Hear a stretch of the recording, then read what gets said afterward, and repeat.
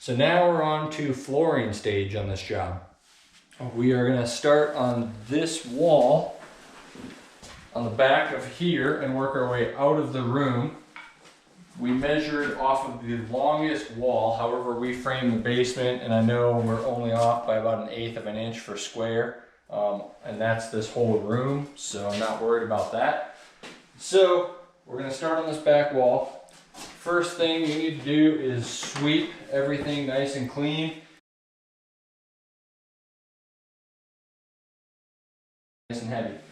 So I measured 172, just any number will work, out to this pencil line out here. Oh, that's not the pencil line. This pencil line right here. Don't go off of old measurements. It's the circle one. So I have 172 right here. I got another 172 behind Raj. We're gonna snap that line right there. This is gonna be our reference line. So off of the reference line, then I'll go measure how wide the piece is and go, let's say it's 7 inches. From that line, I'll measure back off the wall. Our first row will probably be a rip row unless we start with a full. Then I'll do the 7-inch layout from there, working to the 172 line. We'll show you that once we get a few rows in so that you're not just wasting 25 minutes of your life watching how to do the first 3 rows. We're here to help you. And we thank you for watching our videos. Hit that subscribe button if you have not yet. We'll be showing you this whole floor. And again, we're not here to waste your time. We're gonna show you like 5 or 6 rows. And then from there, it's gonna be a time lapse so you can see finish. And then when we do more detailed jigsaw notching around doors, we'll show you how to do that. All right, what Dumb and Dumber 1 and 2 are doing is snapping that line at 172 Tyler was talking about. Beautiful red chalk line. Yep. Do it.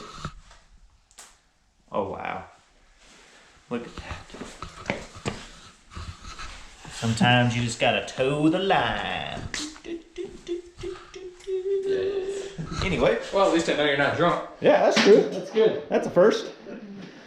Just kidding, I don't drink on the job. I'm not paid during lunch, so it's not on the job. Right.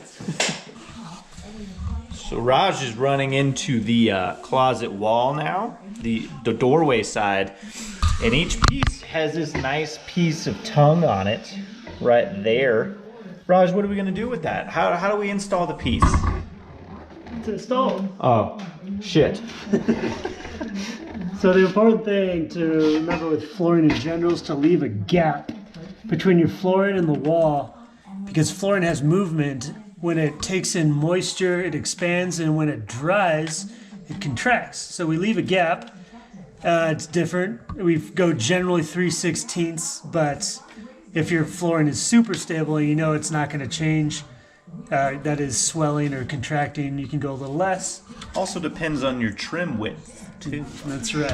You got to make sure to hide that gap under your baseboard. You know Raj loves gaps, so what he did here is he actually had to cut off the tongue on this piece here to make it keep that gap, and it was going to run into this.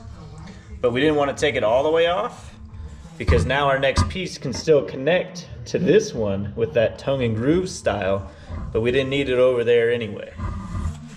Raj, you're a craftsman.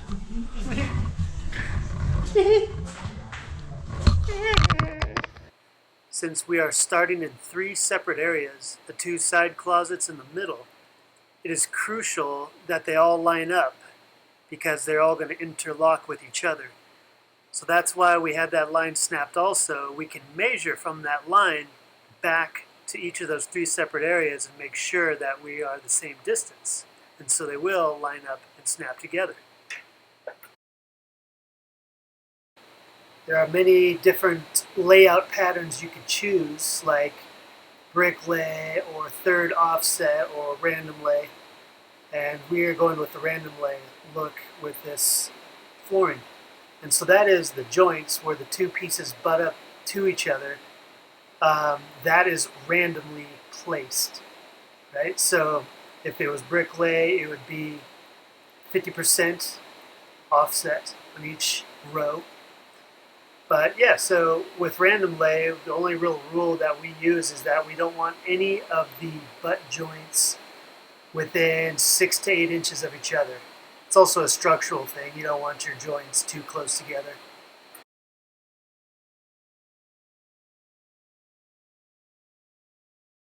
So here we are starting to go through the door, and it's hard to get an accurate cut. So what we do is we snap another line 9 inches from the last row, because that's how wide our pieces are, 9 inches. And then with that, we can measure to the wall from our line. It gives us our width on the other side of the door. We use only a couple tools to install laminate floor, besides obviously the saw. For cutting it, we have the rubber mallet, which has got steel on one side, comes to a point you can see, and then a rubber head on the other side, which doesn't mar or dent the flooring. And that's a tapping block, which we use to nudge our flooring pieces into place. So the combination of those two is basically all we need.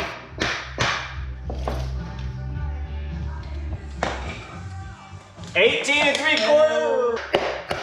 Here Corey is installing an end piece, which comes right to the end of the wall. He's using what is called a pull bar right there, so you can grab the end of the piece and nudge that tongue and groove together and lock them into place, just like that. There ain't no holding, okay.